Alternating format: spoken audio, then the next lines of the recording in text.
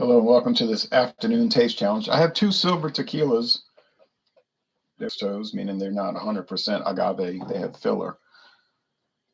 But anyway, they're one is real common and the other one is sort of common. All right, so this one's sort of common. It's El Toro Silver Tequila with natural flavors. This is the new formulation, okay? This started showing up recently. You say, no, El Toro is an old brand. It's got the little red cap on the 750 milliliter bottle. It's like a shot glass, but it's the cap, a sombrero. Yeah, I'm not talking about El Toro, the brand. It's been on the market since 1959.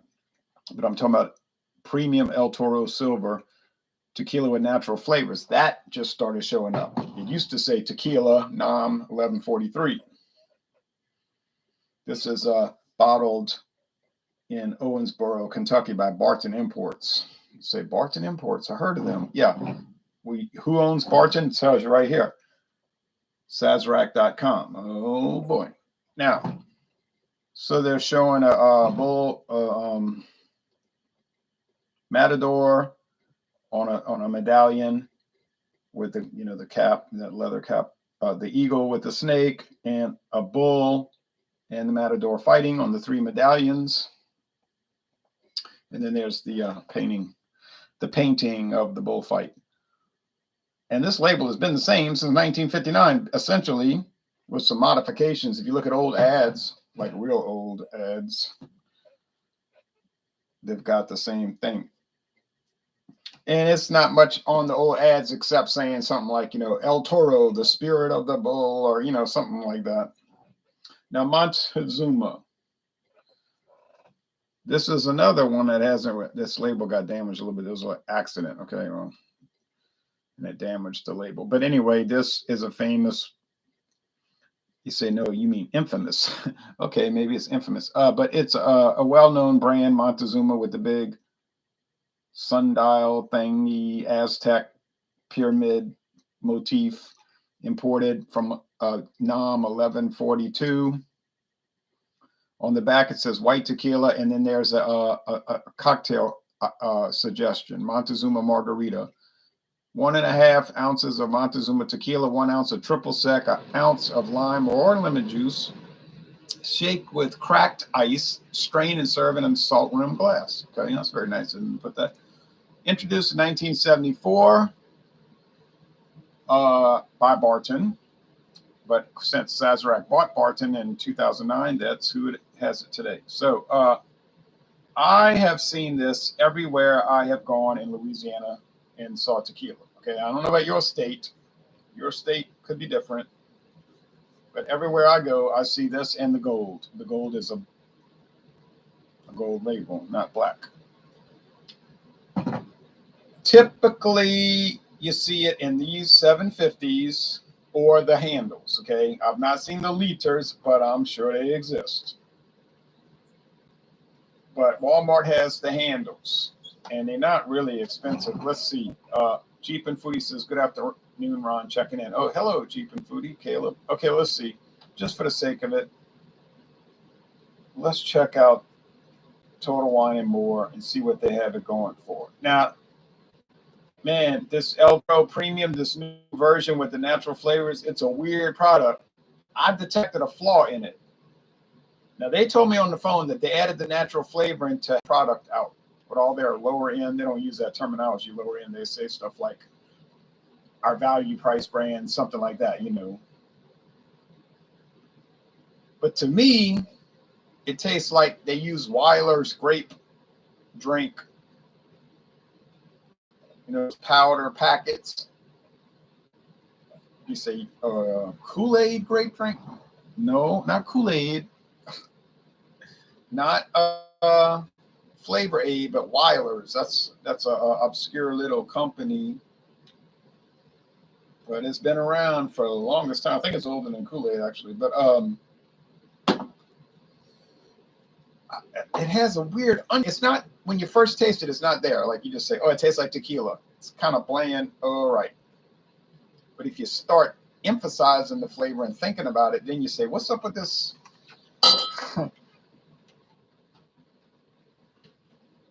great.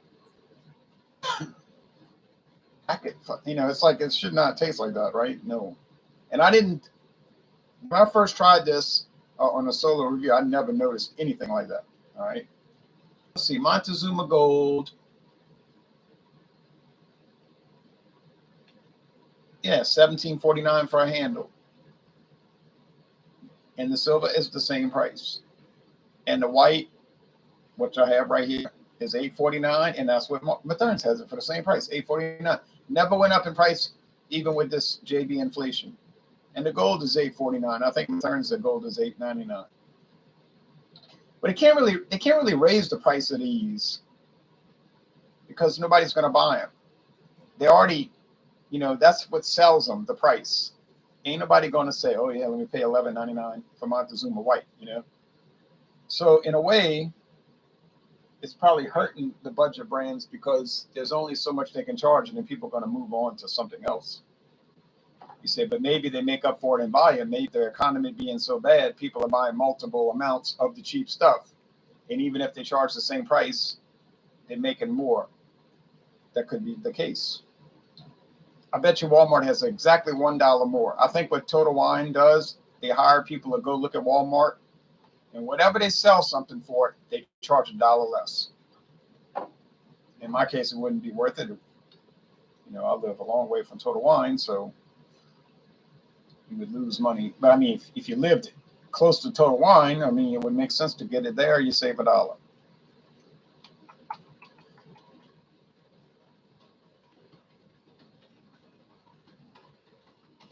I'm going to look it up. Silver Tequila Walmart. What? That can't be right.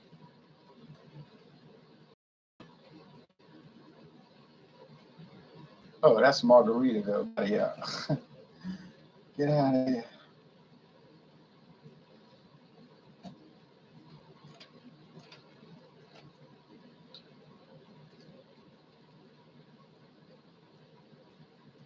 Yep. $18.98. I told you it was $1 more. Whatever, I'm telling you, whatever they have.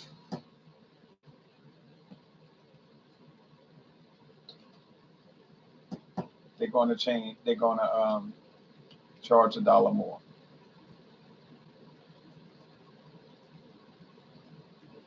Harahan, as if I'm gonna drive to Harahan.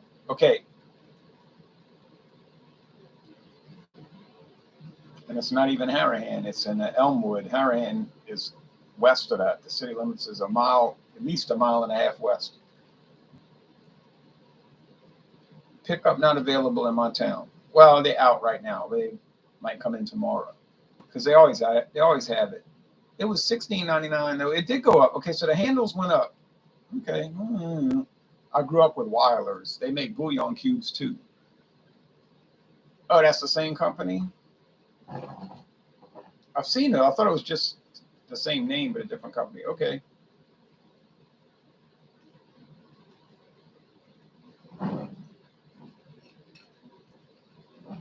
I know what the bouillon cubes, you know what those are in the store, the little glass bottles with the plastic.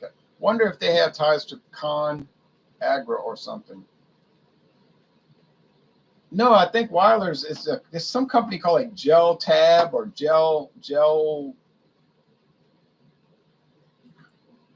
Industries, something Industries. I'd have to look it up, And they make all kind of like snow cone syrup or snowball syrup, the Weiler's packets, like you saying, bouillon cubes.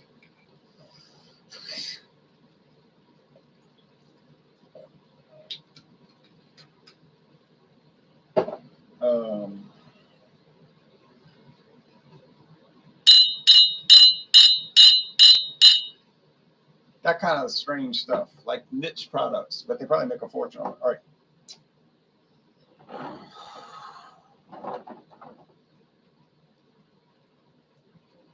Sure Gel. That's what it's called? Sure Gel. ConAgra is huge. They say it stands for Consolidated Agriculture. And like they were saying, well, it should be ConAgri culture, right? But they said they thought it would sound strange for people to pronounce it, so they changed it to ConAgra. It was like a whole bunch of different companies that got put under one umbrella, Consolidated Agriculture.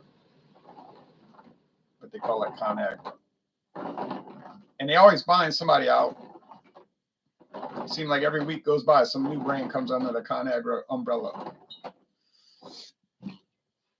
Over here where I live, they have Cargill close to us. Cargill, another huge company, family owned in that case, secretive too. I know ConAgra bought the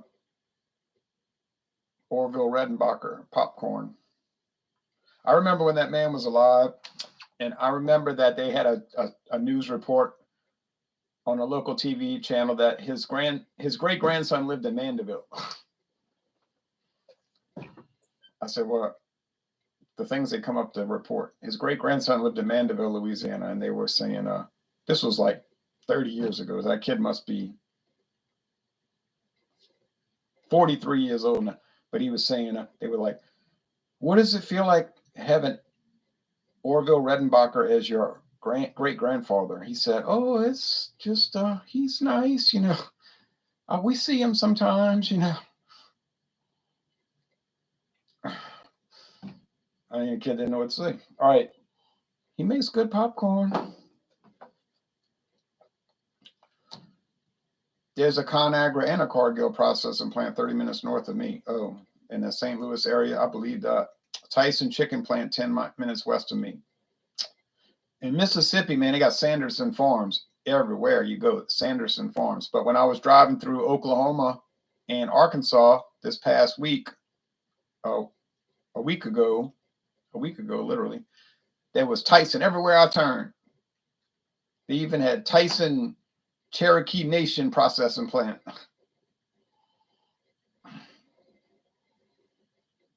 This smells kind of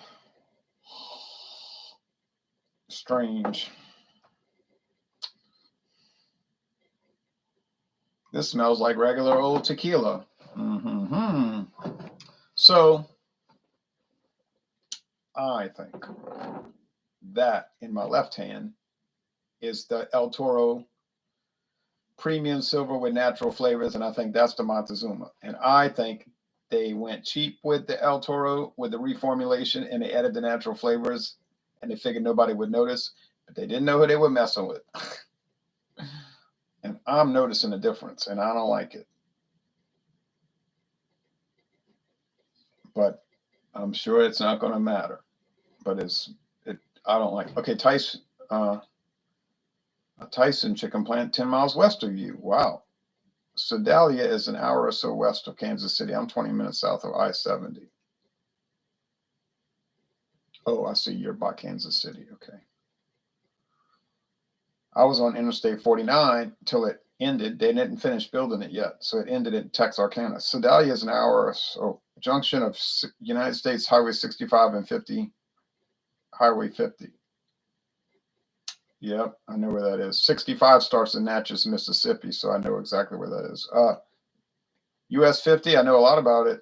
East of Kansas City, sorry. That's okay. I know the general area what you're talking about. Yeah, it's a very old highway, and it stretches from the Atlantic Ocean.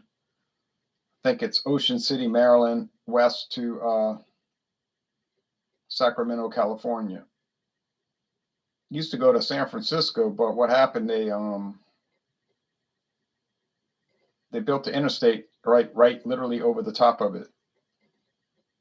And they didn't need two numbers on the same road, so they just stopped it there in Sacramento. Yeah, Interstate 80, but it wasn't just 80. It was like it went south of Sacramento and then it went west.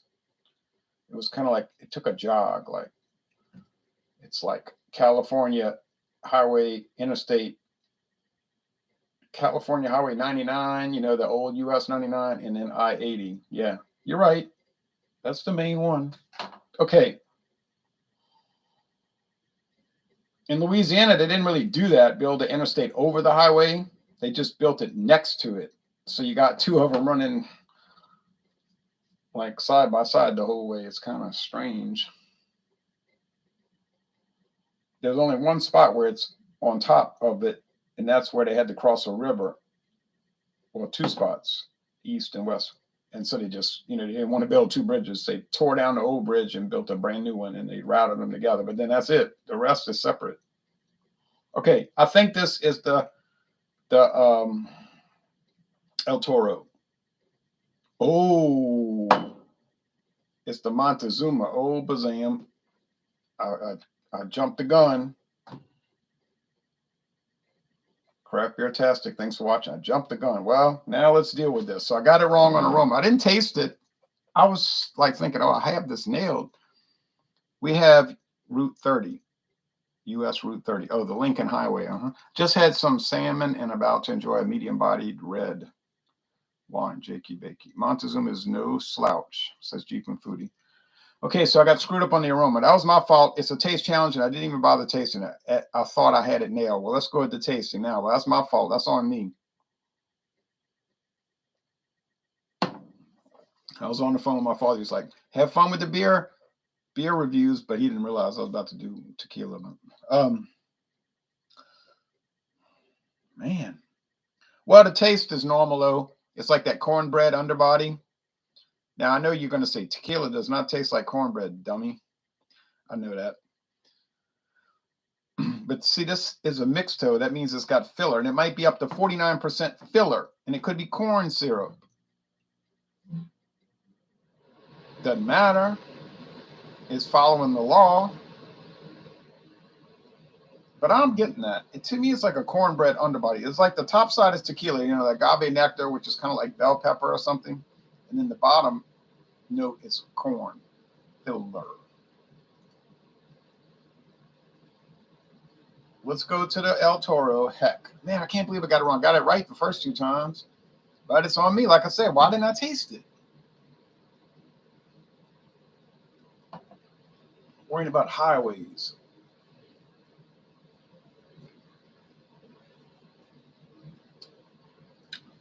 Yeah, it pretty much just tastes the same, though. I don't know if I'd have gotten it right, though, honestly. I mean, the first two times it had that Weiler's powdered grape drink packet flavor, but it's not really showing that right now. And I talked to the guy on the phone for over 10 minutes with Sazerac.com, and when he answered the phone, he said, Buffalo Trace. He said, I don't know what kind of natural flavorings they add, and tell you the truth. He said, it's a secret blend. They don't tell us. And I work for the company. He said, but to me, it tastes like vanilla. That's what he was saying. He said, I think they add vanilla, but I can't say for sure because I don't know for sure. I'm just guessing. And I kind of believe that. But isn't vanilla expensive? I know they have the artificial vanilla flavoring that you can buy at the store. That's not too expensive. But it's natural flavor. It's not vanilla. It's not, artificial vanilla flavor. So I don't know. It's weird. It's strange. It's a mystery. Who knows? They could be melting marshmallows down and putting them in there. I think I'm allergic to fish, but I think it's actually the shellfish filler. Oh. I know a guy like that. He used to eat crabs all the time. And then he started breaking out. Like if he would eat boiled crabs, he'd get sick with welts all over his stomach and stuff. He said, boy, I love eating crabs too. I said, well, that's a shame. But what can you do? Okay, close it out. Let's finish it up. I'm kind of thrown off now by this.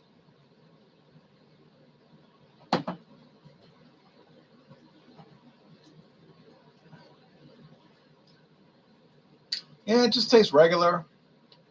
Is it kind of bland? It's kind of bland. I mean, the first thing they tell you on the label is do a mixed drink. Make a Montezuma Margarita. It's not made to sip, okay? I get that. I know that.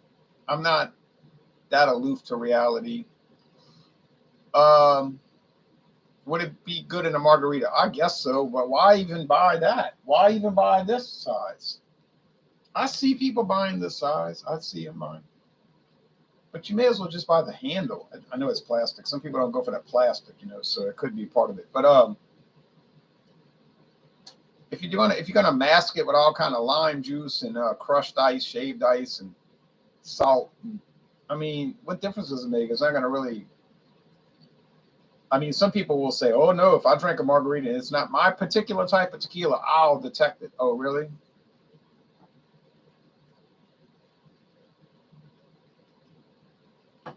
I find that hard to believe. I think that's a psychosomatic type thing. Would I recommend Montezuma? I mean, I guess I recommend it if you want to buy something that's bland, but it's not bad. Notice at no point during this video did I say it was bad, horrible, oh, it tastes terrible. I didn't say anything like that. They're just bland. But then again, to be fair, a lot of liquors are bland,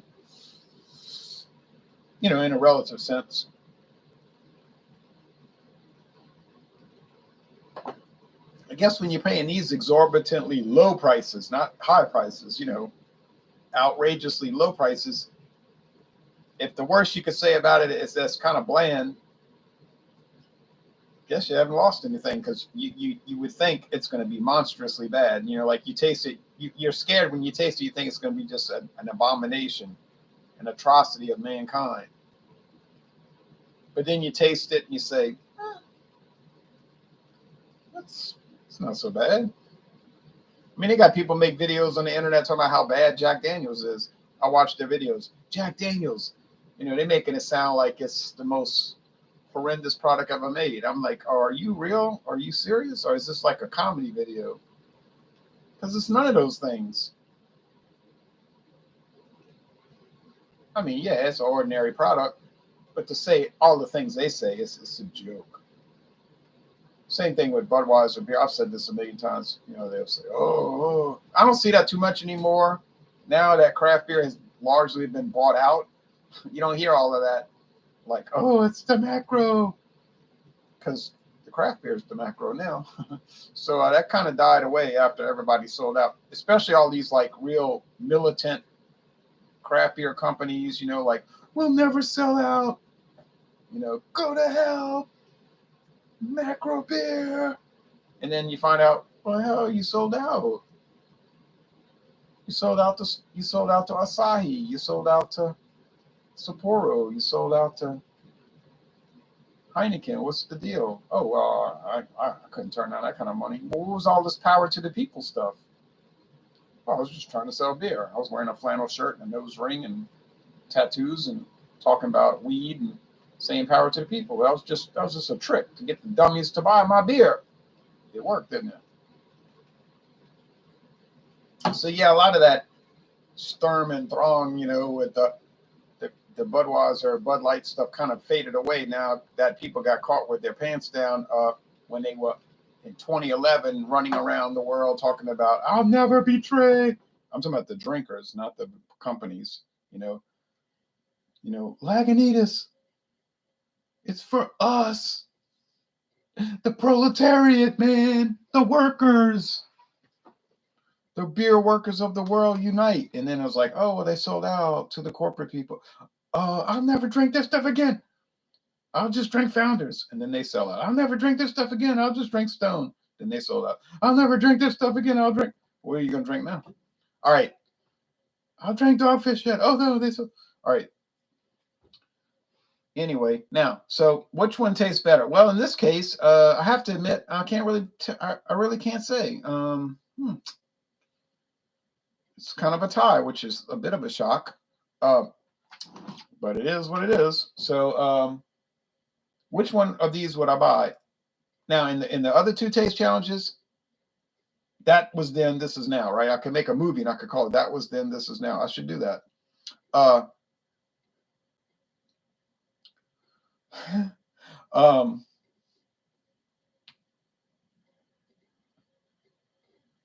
But the Tijuana clearly won.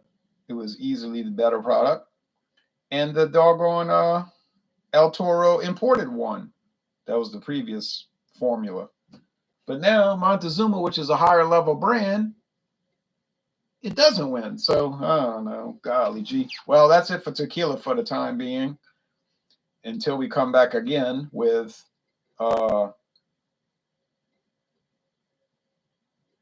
think it's salsa. Salsa, right? I think that's what I've got coming up. Oh, that's pretty good. But I got the silver and the gold.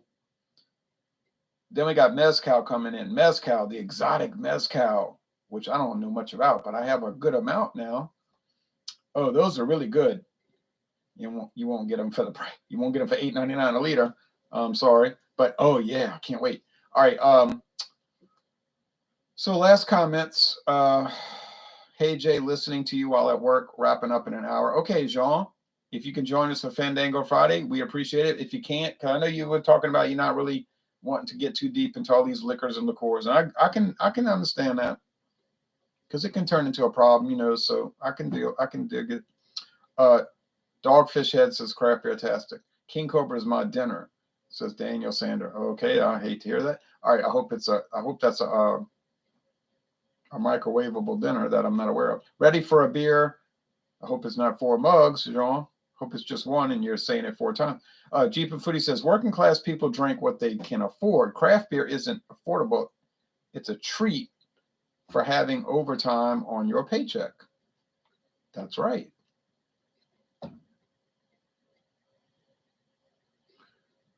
Gucci Balboa says, Gucci Balboa. I actually bought a bunch of Bud Light today because it's more easy to drink sometimes. My next door neighbors would totally agree with that because they're probably drinking it right now while they're smoking their Marlboro Golds. Okay, well, so I'm a little bit disappointed. I'm actually very disappointed that I got this wrong, but I did it to myself by doing the aroma and not tasting it. But then on the other hand, I did taste it and tasted the same. So who knows? Who knows? I mean, we're talking about pennies on the dollar anyway, so it doesn't really matter. But Montezuma has a prettier label, in my opinion. You say, well, you ain't drinking the label, are you? No, I'm not. So Saturday, it's on to mezcal, and I ain't eating the worm. But I agree with that, except for the price, which is higher than natural ice, which is what I buy. All right, thanks for watching.